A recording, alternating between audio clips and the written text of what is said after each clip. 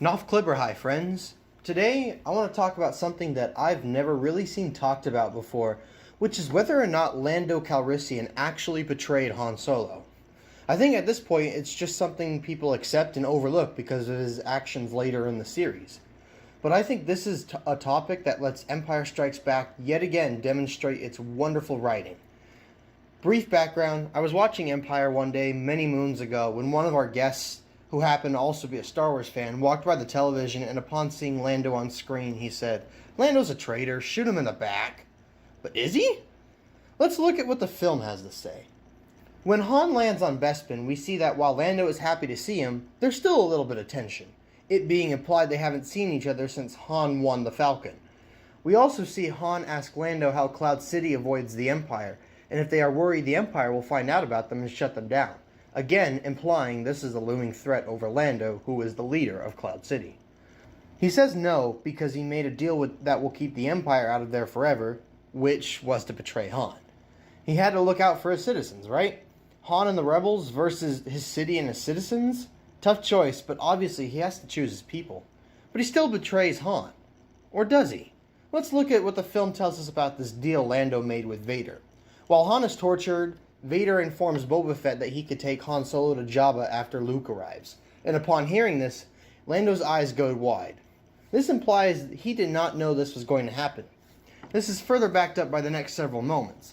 Lando then asks about Leia and Chewbacca, which Vader says they must never again leave this city. Lando responds back, that was never a condition of our arrangement, nor was giving Han to this bounty hunter. But his protest is cut short when Vader threatens to leave an Imperial garrison behind. So clearly, Han was never supposed to be given to Boba, and Leia and Chewie were never supposed to be stationed permanently at Cloud City.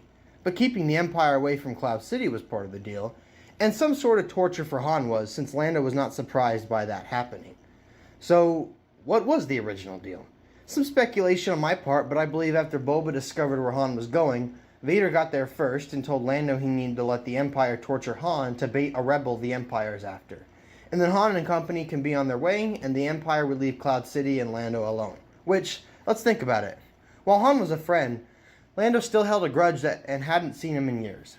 His priority was his people. So if he was offered protection and freedom from Imperial shutdown by Vader in exchange for torturing a known Imperial fugitive that he kind of likes, kind of hates, to bait a rebel he doesn't even know about, then his friends could be on his way, well, he kind of has to take it. It's in the best interest of his people. Some inconvenience for Han, of course, but not much.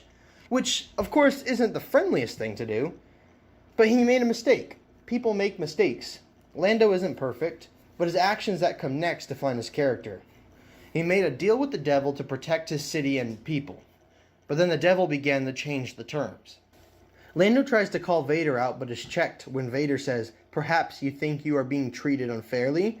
And again, being threatened, Lando has to keep his cool for the sake of his people. After all, Leia and Chewie will be in no danger with Lando, and while Han was being taken off to Jabba the Hutt, well, Han earned his debt. He could have paid it off, and he didn't. That was the risk of a smuggler's life. And you can tell he's not happy about it. He was unhappy when he brought them to the dinner table with Vader. He was unhappy when Han was getting tortured. And when he confronted Han and Leia and explained what was going on, he wasn't happy then either.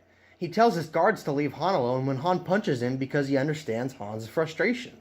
But as he tells Han, he's got his own problems to worry about and couldn't do more.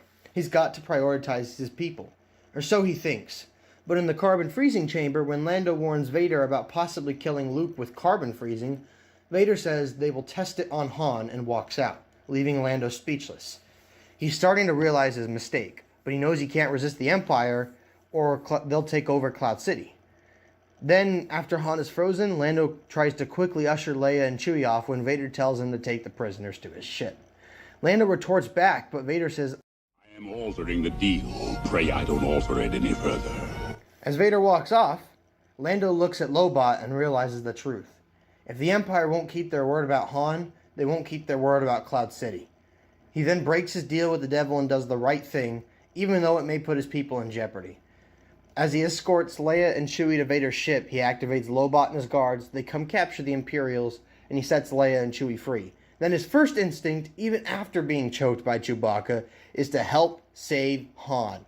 They fail, but his new goal is to help save the others. He knows the Empire will take over and advises his citizens to leave. Then he gets the rebels to safety and makes sure he's the last one to board and that the others board the Falcon before he does. He does resist rescuing Luke, but only because he's worried it's too late and that they'll also be captured. If you notice too, Chewie protests Leia at first, and he only growls at Lando once Leia has made clear to Chewie that they're going back. He does what he can to help fix the Millennium Falcon hyperdrive that he still made sure was fixed, even though he knew that the Imperials were there and that they were going to come for Han. Then, as soon as they're back with the Rebel fleet, the first thing Lando does is personally go out looking for Han, and promises Leia they'll get him back.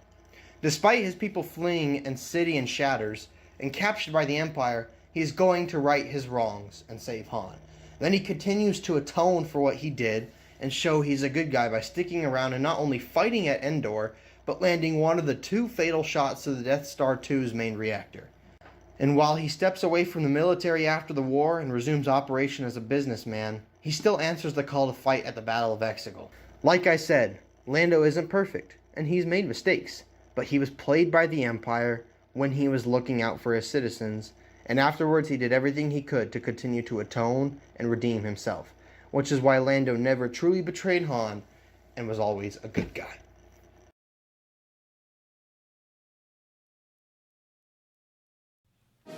Thanks for watching. Please subscribe to the channel. If you liked the video, comment down below and hit that like button. Oh, and check out some of my other videos. I'm sure you'll find them a delight.